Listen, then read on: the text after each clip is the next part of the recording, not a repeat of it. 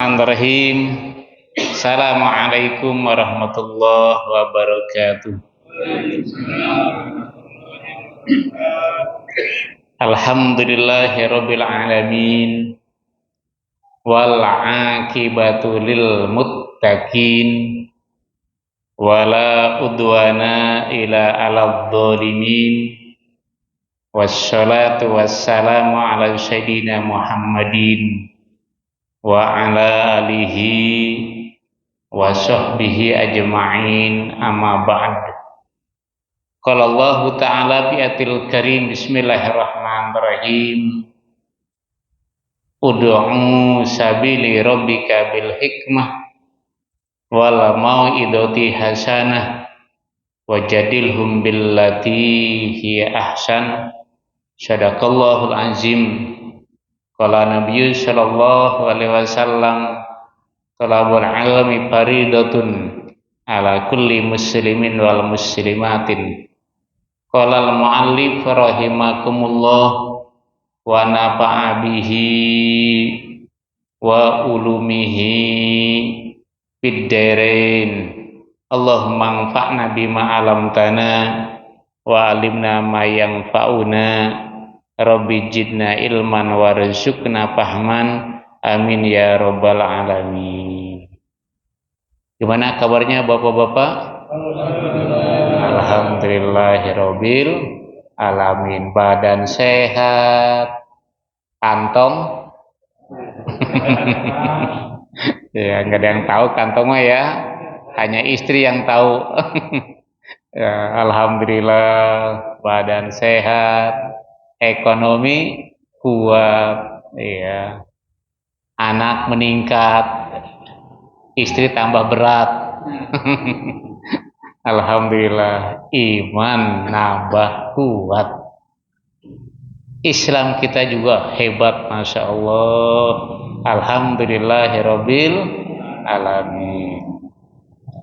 Shalawat beserta salam semoga terlimpah kepada Nabi kita, Nabi Muhammad Sallallahu Alaihi Wasallam. Minggu kemarin, Ahad kemarin, kita tidak melakukan ba'diyah dan qobliyah setelah sholat wajib.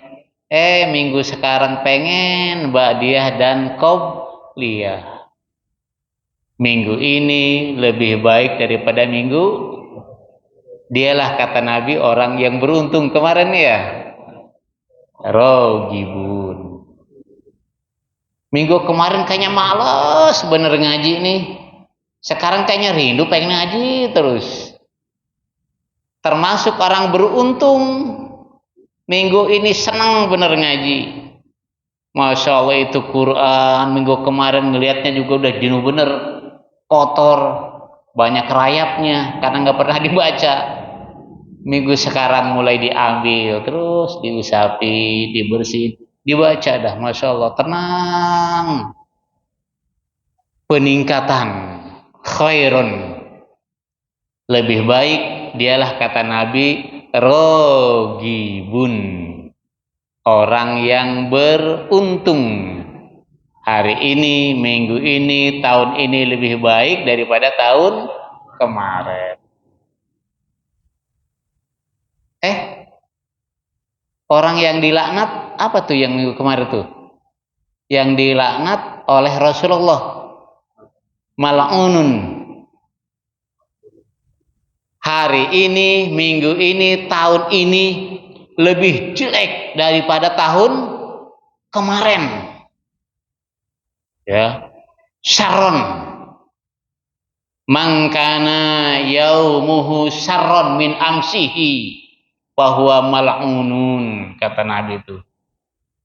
Siapa yang hari ini lebih jelek daripada tahun kemarin, daripada hari kemarin. Hari kemarin mah kita masih senang qobliyah ba'diyah sebagai penyempurna yang wajib. Sekarang jangankan ba'diyah dan qobliyah, yang wajib saja tidak kita laksanakan. Dilaknat mal'unun, kata Rasulullah.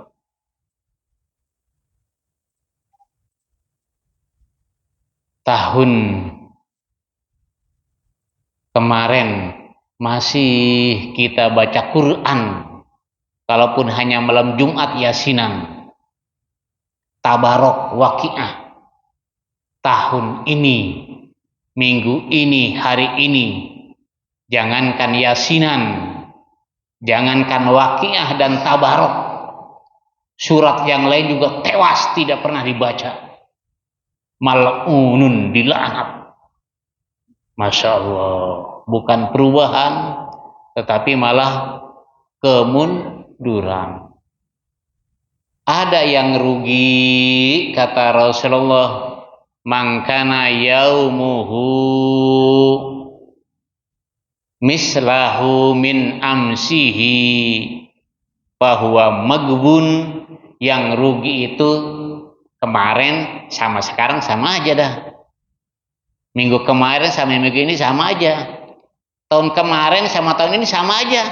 Kemarin nggak sholat, tahun ini juga sama aja. Tahun kemarin, minggu kemarin kita tidak pernah sholat, sekarang sama juga. Tahun kemarin kita kikir, sekarang sama aja, nggak ada perubahan. Ini yang rugi, kata Nabi. Magbun, Masya Allah. Ini Rasulullah memberikan informasi, kita tinggal pilih. Mau untungkah, mau rugikah, atau mau dilaknatkah oleh Allah dan Rasulullah Shallallahu Alaihi Wasallam. Tinggal kita pilih. Bapak sekalian, itu ahad yang lalu. Hari ini an Abi Bakri Siddiq radhiyallahu anhu, nasihat ini bersumber dari sepupu Nabi yang namanya Ali bin Abi Thalib. Siapa Ali bin Abi Thalib? Tadi sepupu Rasulullah. Waktu kecil Rasulullah diurus oleh bapaknya Ali. Karena Rasulullah nggak punya siapa-siapa. Ibu bapaknya lebih dulu, kakeknya terus diurusin oleh Ali bin Abi Thalib. Kalaupun dengan anaknya yang banyak, kalaupun dengan kondisi ekonomi yang pas-pasan, diurus tuh oleh bapaknya Ali. Namanya Abi, diurus terus. Nah, dalam rangka ucapan terima kasih kepada mamangnya yang sudah ngurus dia ketika kecil, maka diambillah Ali itu oleh Rasulullah. Karena kebetulan anak Abi Thalib itu banyak dan ekonominya ngepas, diambil Ali oleh Nabi Muhammad, tinggal di rumah Nabi Muhammad, diurus, dibimbing dan dibina. Itulah Ali. Konon kabarnya perbedaan umur Ali dengan Nabi Muhammad dalam sejarah ada yang bilang 25 tahun, ada yang 30 tahun, ada yang 32 tahun. Itu perbedaan umur. Berarti jauh. Berarti anak-anak Ali diasuh oleh Rasulullah Shallallahu Alaihi Wasallam. Dan Ali bin Abi Thalib adalah laki-laki pertama yang mengakui tentang kebenaran Rasulullah menerima wahyu dari Allah di Gua Hiro. Siapa orang pertamanya? Dari perempuan adalah istrinya Siti Khadijah. Yang laki-lakinya ini dia nih, sepupunya Ali bin Abi Thalib membenarkan. Kemudian Abu Bakar dan seterusnya. Maka Ali termasuk as-sabiqunal awwalun, kelompok-kelompok orang yang pertama memeluk agama Islam. Dan Ali bin Abi Thalib termasuk sepupu Nabi dari 10 manusia yang dijamin masuk surga Allah Subhanahu wa Ta'ala. Ali luar biasa, dari kecil sudah digembleng oleh Rasulullah Shallallahu Alaihi Wasallam, ingin dikader tuh. Maka sukses pengkaderan, pembinaan secara fisik dikader, ruhani juga dikader, dibimbing oleh Rasulullah. Maka ketika remaja terus ya, maka Ali dikawinkan oleh Rasulullah dengan anaknya Rasulullah sendiri, namanya Fatimah Zahra, yang kemudian punya anak namanya Hasan dan Husain. Tuh, terus. Nah, dari kelompok Fatimah, Hasan dan Husain ini terus ke sininya. Itulah nanti Ahlul Bait namanya. Para habaib. Ada yang bilang dari kelompok Said, kelompok tuan, ya, Said. Terus kalau mungkin kalau kita bahasa Indonesianya kelompok darah biru kali ya. Terus ya, Ahlul Bait terus Habib-habib, jadi kelompok Alawin. Terus ya. Konon kabarnya Ali bin Abi Thalib tidak hanya punya istri Fatimah Zahra, bahkan kabarnya lebih dari 5 terus. Makanya kan keluarga ini nih Ahlul Bait sekarang kan banyak tuh, dari marga As-Segaf, Al-Atos, Al-Idrus terus gitu ya. Karena kabarnya dalam sejarah istri Ali itu tidak hanya Fatimah Zahra binti Rasulullah, tapi banyak yang lain terus. Makanya sekarang tuh marga-marga ujungnya banyak tadi, As-Segaf, Al-Idrus terus Al-Atos dan sebagainya, terus nyambung akhirnya ke Rasulullah Shallallahu Alaihi Wasallam. Kalaupun ada oknum yang ngaku-ngaku setelah dikaji ternyata tidak nyambung nasabnya, terus ya ngaku-ngaku doang, ngaku-ngaku. Kenapa? Ingin dihormati. Ya, padahal setelah dikaji oleh mereka tuh kelompok Alawin tuh ya, nggak nyambung. Inilah Ali bin Abi Thalib luar biasa. Maka tak heran dalam perang Badar, dalam perang Khandaq yang besar Badar, Ali tampil, masya Allah, anak muda tetapi berani dan mampu mengalahkan musuh. Ini Ali bin Abi Thalib. Ali bin Abi Thalib oleh Rasulullah pernah dipanggil Abu Turab, ya. Abu Turab. Apa Turab itu? Debu. Kenapa? Dalam sejarah Rasulullah pernah berkunjung ke mantunya Ali itu, ya udah nikah ini. Itu Ali lagi istirahat, dirinya penuh dengan debu. Ya, penuh dengan debu. Karena dia pekerja keras, pejuangnya luar biasa. Rasulullah salam masuk, saking sayang sama Ali dan mantunya itu, sama Rasulullah dibersihin tuh bajunya yang penuh debu tadi. Terus saking sayangnya sama mantunya, maka ya Abu Turab gitu ya, hai Abu Turab, hai bapaknya debu, disebut Abu Turab juga. Terus Ali bin Abi Thalib. Ini sepintas Ali bin Abi Thalib, kalaupun di akhir hayatnya Ali bin Abi Thalib sedang mengimami sholat subuh, Allahu Akbar, menyerahkan dirinya kepada Allah Subhanahu wa Ta'ala, menjadi imam, ditusuk dari belakang oleh Ibnu Mulzam namanya, orang yang pura-pura masuk Islam, tetapi akhirnya juga dia membunuh Ali bin Abi Thalib. Karena setelah Utsman bin Affan itu wafat, gejolak politik luar biasa panasnya. Kenapa? Karena suasana tidak kondusif dalam masa chaos kepemimpinan.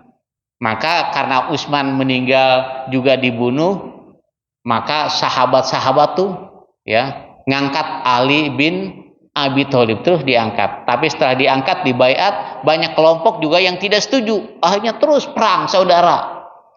Ya, kelompok Muawiyah, di situ ada istri Nabi. Ya, kelompok Muawiyah di situ ada istri Nabi, ya.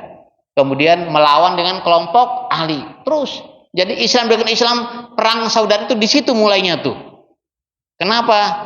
Urusan duniawi, urusan kepemimpinan, urusan politik di situ tuh mulai itu. Terus Islam dengan Islam. Maka tak heran sekarang di Yaman Islam dengan Islam saudara seakidah. Terus ya, terus kita juga mungkin kalau tidak disatukan oleh para ulama, mungkin isu-isu, ada yang mengatakan ini kelompok keras lah, ini radikal dan sebagainya. Terus untunglah kita disatukan ya oleh para sesepuh kita Ini perbedaan adalah hal yang wajar. Tetapi kalau kita sama dengan mereka, Indonesia akan hancur. Kenapa? Karena Indonesia juga punya potensi pecah belah. Kenapa? Karena berbeda tadi. Dalam hal budaya, agama, lebih kompleks dibandingkan di Timur Tengah. Tapi untunglah kita diikat oleh NKRI. Alhamdulillahirabbil alamin. Ini sepintas Ali bin Abi Thalib. Apa nasihat Ali bin Abi Thalib kepada kita semua? Ad-dulumatu khamsun wasuruju laha khamsun. Kegelapan itu ada 5. Wasuruju laha khamsun, dan lampunya dari kegelapan itu juga ada 5. Apa 5 hal yang merupakan gelap gulita? Dan apa 5 hal yang bisa menerangi kegelapan itu? Yang pertama, nasihat Ali bin Abi Thalib. Hubbud dunya zulmatun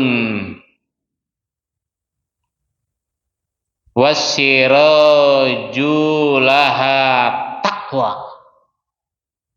Hubbud dunya, terlalu cinta dunia, itu menjadikan kita gelap gulita. Kenapa? Karena saking cinta dunia, kadang kakak bisa dibunuh oleh adiknya gara-gara urusan dunia. Adiknya membunuh kakaknya, ibu bapaknya juga membunuh anaknya. Anaknya 4-empatnya dibunuh oleh bapaknya. Istrinya juga KDRT oleh bapaknya. Kenapa? Urusan dunia. Bahkan ironis Bapak sekalian, beberapa hari yang lalu saya dapat kabar itu gara-gara berebut imam nih Ustaz nih di Maros di Sulawesi Utara tuh. Ya.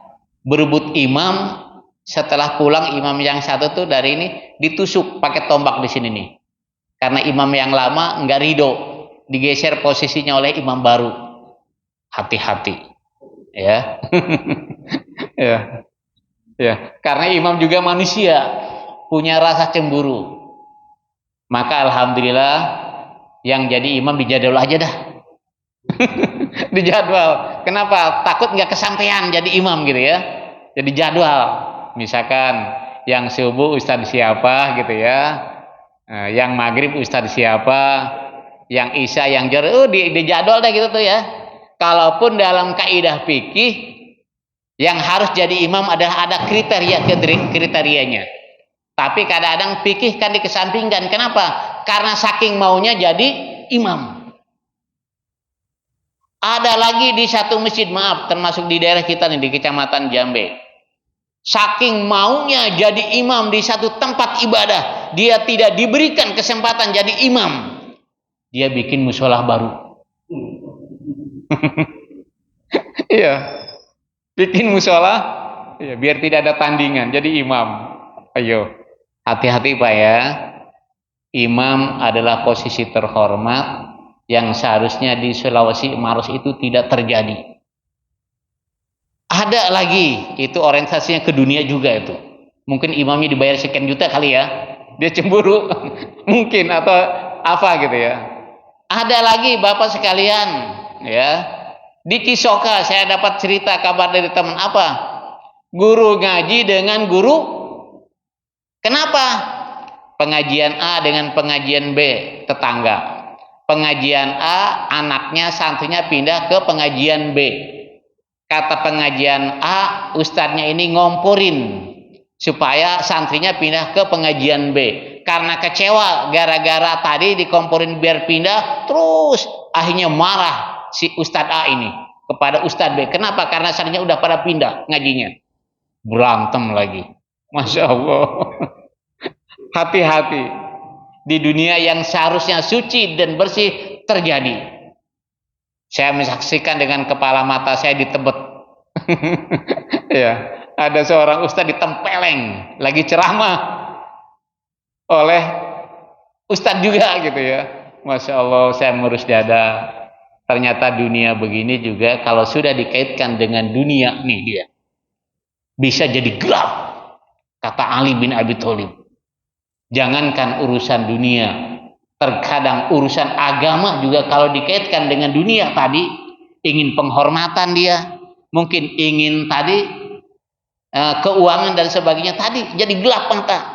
Ditusuklah, ditamparlah, berantemlah, terus akhirnya orang lain yang benci dengan kita, yang benci dengan dakwah, benci dengan ustadz, tepuk tangan. Oh, imam dengan imam saja, ustadz dengan ustadz saja, kiai dengan kiai saja, terus saya maaf orang awam ngikutin dah, terus begitu tuh.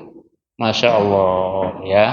Ini Bapak sekalian fenomena di akhir zaman. Terlalu cinta dunia bisa menjadi gelap mata dan gelap hati. Wasirojut takwa, lampu penerang yang gelap tadi adalah takwa, takut kepada Allah Subhanahu wa ta'ala. Coba tadi di Maros di Sulawesi, imam yang satu yang tidak jadi imam. Coba kalau takut sama Allah, ya Allah, alhamdulillah ya Allah, saya ingin jadi imam tapi tidak ada kesempatan. Kenapa? Berat tugas imam.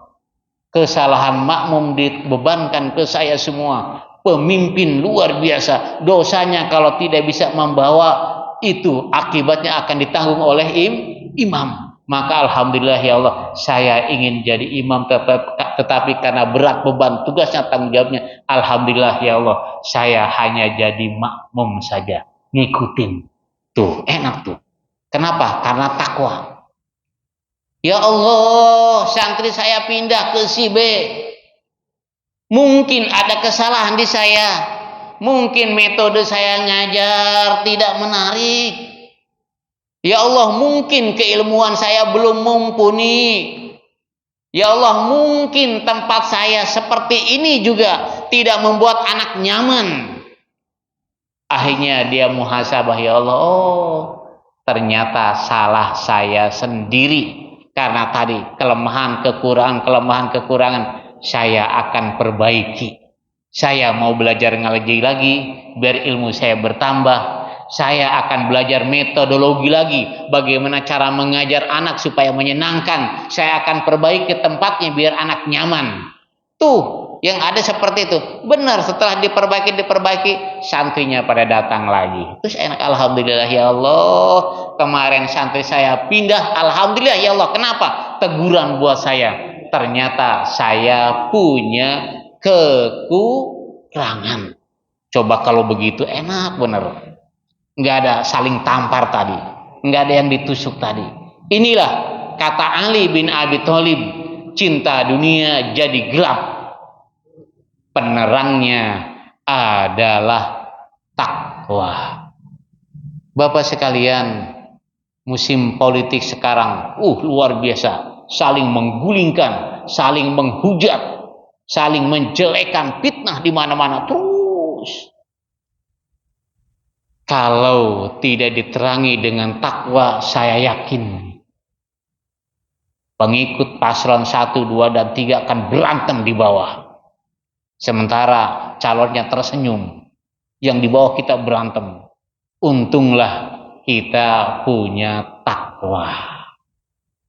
Dengan takwa tadi ya Allah, kami punya bangsa yang besar, bangsa yang hebat ya Allah. Takdirkan kepada kami pemimpin yang hebat, yang takut kepadamu ya Allah. Siapa saja, yang penting adalah yang beriman, bertakwa, mampu memimpin kami ya Allah. Takdirkan itu. Tuh dia. Enak begitu.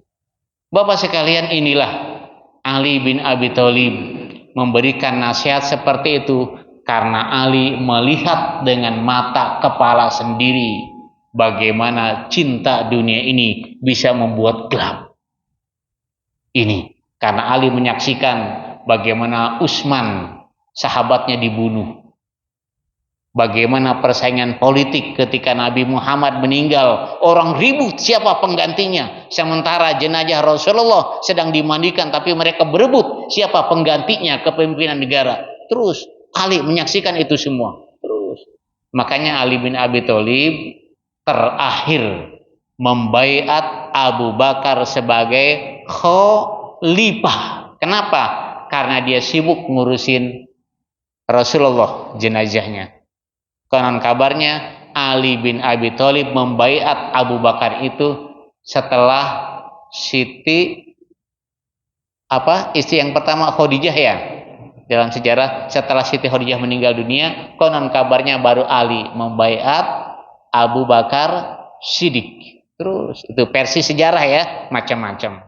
Ini Ali melihat sendiri ya, bahwa kenapa dia bicara begini, bahwa terlalu cinta dunia itu membuat gelap, dan yang bisa menerangi itu semua adalah takwa, takut kepada Allah Subhanahu wa ta'ala.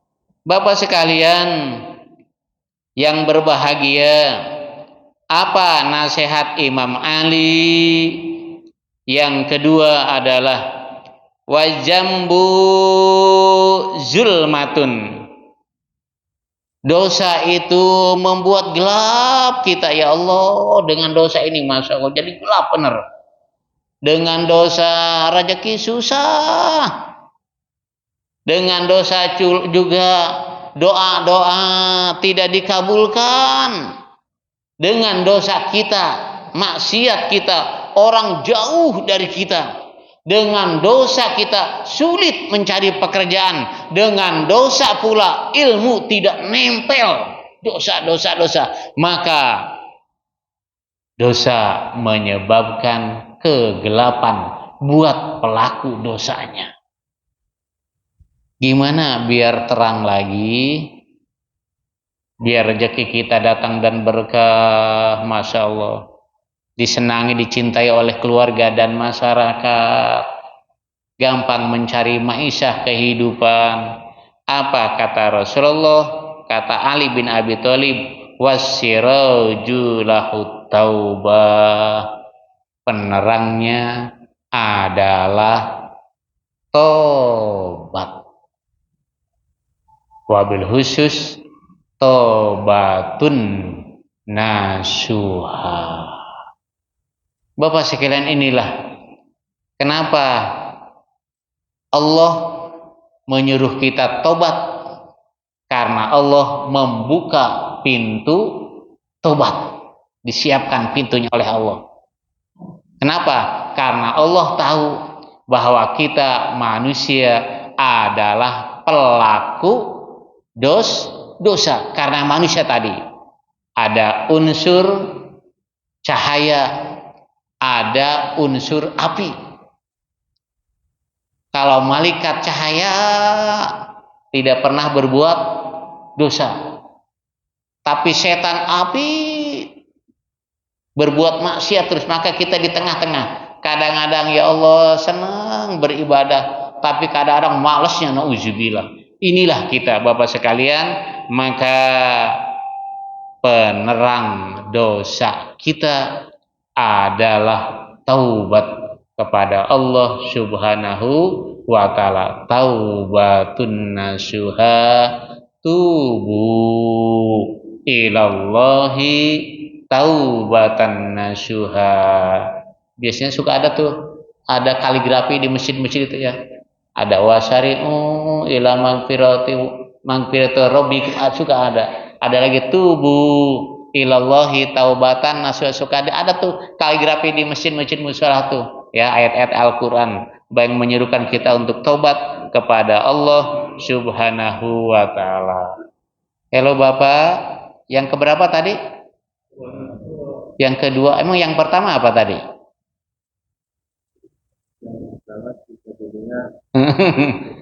Ya, yang pertama. Yang pertama lagi? Iya, yang pertama kok pertama melulu. Yang pertama ya cinta dunia, ya akan diterangi oleh takwa. Yang berikutnya Hah? Masya Allah. Yang kedua adalah dosa juga jadi gelap. Kemudian penerangnya adalah tobat. Yang ketiga, salatullah salamullah ala toha rasulillah. Salatullah salamullah ala yasin habibillah tawassalna bi bismillah wa bil hadi rasulillah wa kulli mujahidin lillah bi ahlil badri ya Allah wal qabru zulmatun. Kuburan itu gelap karena nggak dipasang listrik, karena nggak ada ruang secuil pun masuk cahaya ke dalam kuburan. Bagaimana mau masuk? Ditaruh di pinggir pojok kan, ditutup pakai kayu atau bambu. Setelah ditutup, diuruk pakai tanahnya diinjak-injak biar padat. Gimana mau terang? Gelap gulita. Kalau bahasa Inggrisnya ngebelegbeg. Ya, Sad ya, ngebelegbeg. Iya, jadi gelapnya. Itu jelas ya. Jadi kuburan itu gelap. Wasiraju la ilaha illallah.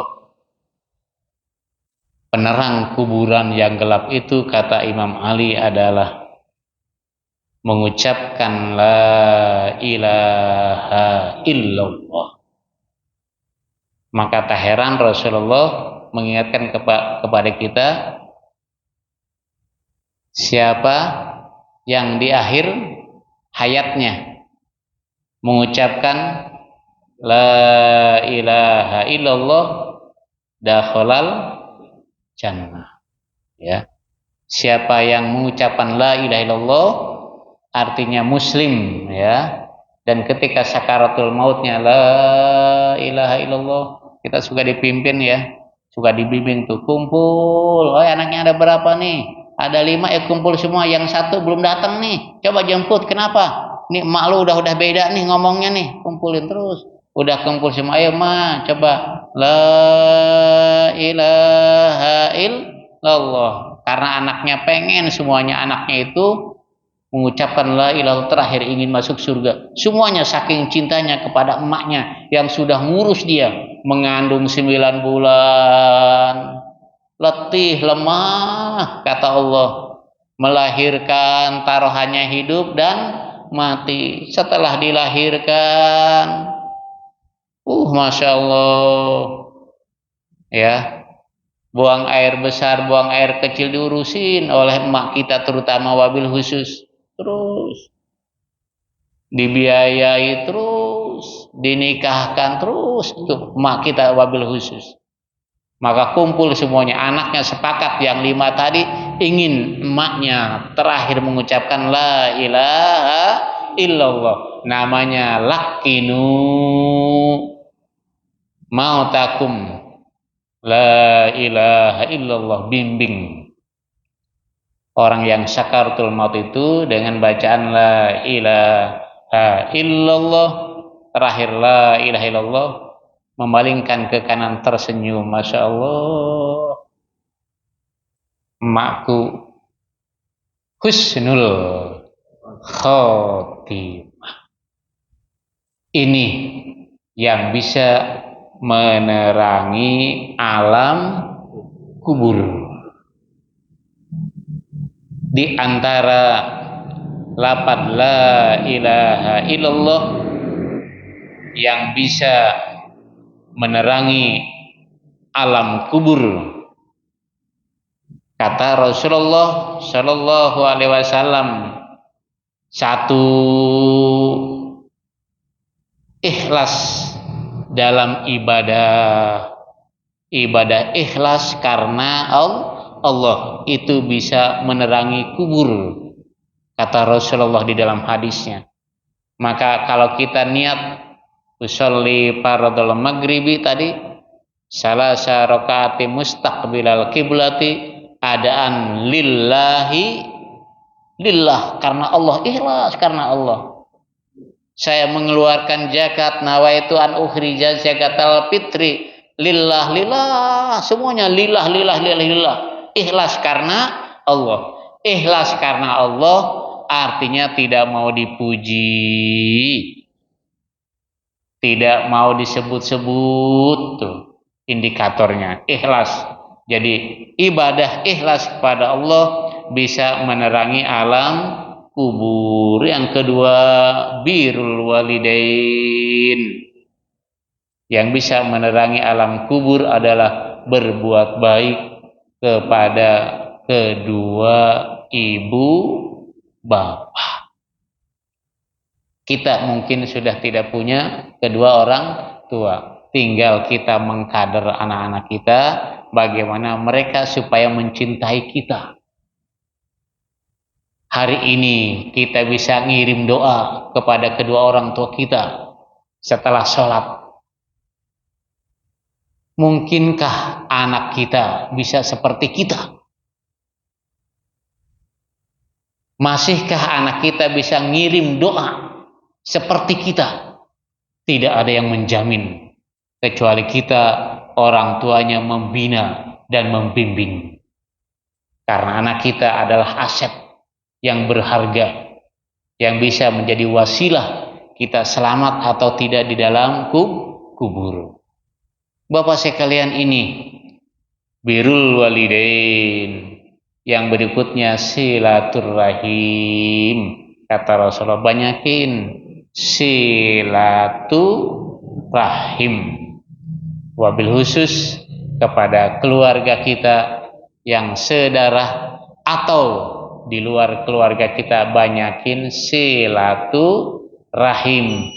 Juga bisa menyebabkan kubur kita menjadi terang. Bapak sekalian, apa tuh? Ya, alarm pertanda. Tadi kita ngebahas sampai kubur ya? Kubur. Tadi kubur bukan? Bukan ya. Ya, baik. Baru berapa yang saya sampaikan tadi? Baru 3 ya. Nanti yang lainnya acaranya bersambung ya. Sekarang the end. Kalau drama the end. Ada kalau drama itu bersambung. Biasanya kalau bersambung di akhir sambungannya itu bikin penasaran biar nonton lagi. Ya, jadi ini mudah-mudahan kita penasaran bertemu lagi pada 2 pekan yang akan datang. Insya Allah 2 pekan ketemu lagi. Jangankan yang ketiga, yang 1, 2 juga udah lupa lagi dah. Ya, jangankan yang ketiga, 1, 2 juga sudah lupa.